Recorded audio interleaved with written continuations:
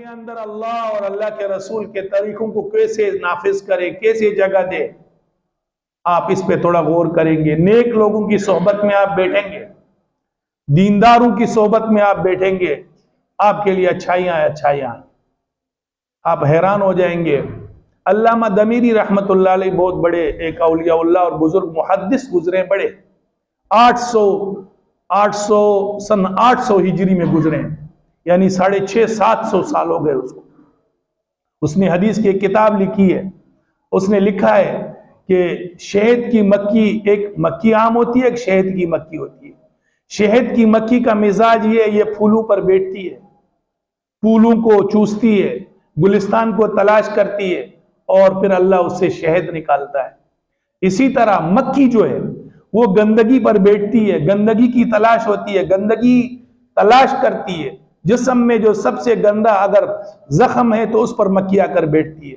تو علامہ دمیری فرماتے ہیں انسان بھی دو قسم پر ہے۔ ایک انسان وہ ہے جن کی مزاج شہد کی مکھی جیسا ہے، وہ قرآن کی تلاش میں ہوتے ہیں، سنت کی تلاش میں ہوتے ہیں، علم کی تلاش میں ہوتے ہیں، مسجد اور مدرسے دینداروں کی تلاش میں ہوتے ہیں، ان سے اللہ پاک شہد کا کام لیتا ہے، جس کے بارے میں رب تعالیٰ نے فرمایا فی شفاء للناس۔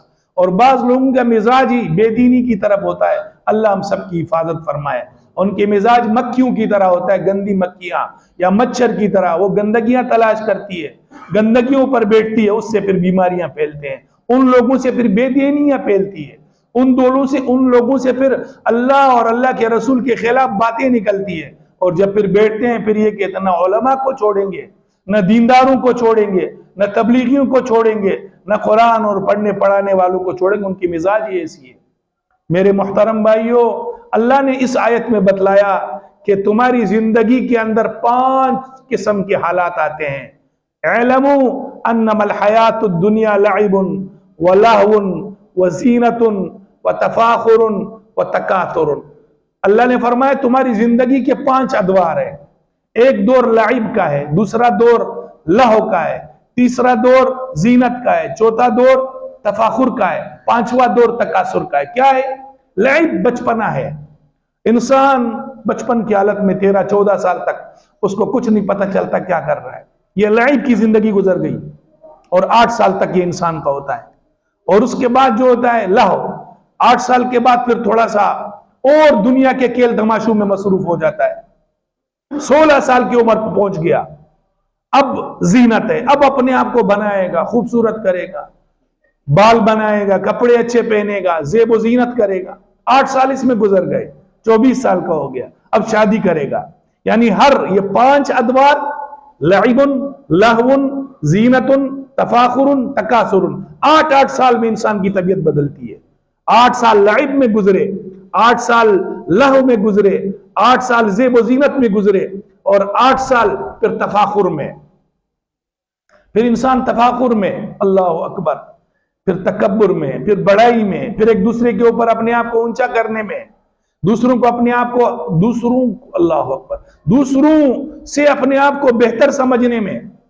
اللہ ہماری حفاظت فرمائے۔ کہ حدیث پاک اللہ نے دل میں ڈالی، آپ صلی اللہ علیہ وسلم نے فرمایا اگر تم کسی کو کسی مصیبت میں دیکھ لو اور اس مصیبت میں اس کو دیکھ کر کے تم خوش ہو گئے، رسول اللہ نے فرمایا اس ذات کی قسم ہے جس کے قبضے میں محمد کی جان ہے، موت سے پہلے اللہ اس مصیبت میں شخص کو ضرور گرفتار کرے گا۔ تو کسی کو اگر مصیبت میں دیکھ لو خوش نہ ہو جاؤ، یا اللہ اس کی مصیبت تکلیف دور کر دو۔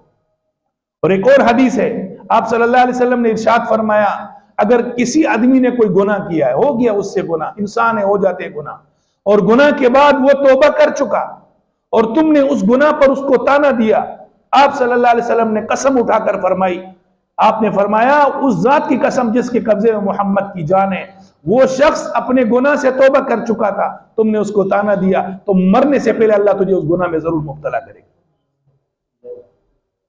تھوڑا سوچ لیں میرے بھائی، کیسے کیسے ہم لوگوں کو تانے، اب ہم اس کو بول رہے ہیں بڑا گناہگار ہے، بڑا خطا کار ہے، بڑا زانی ہے، ارے بھائی وہ توبہ کر چکا ہے۔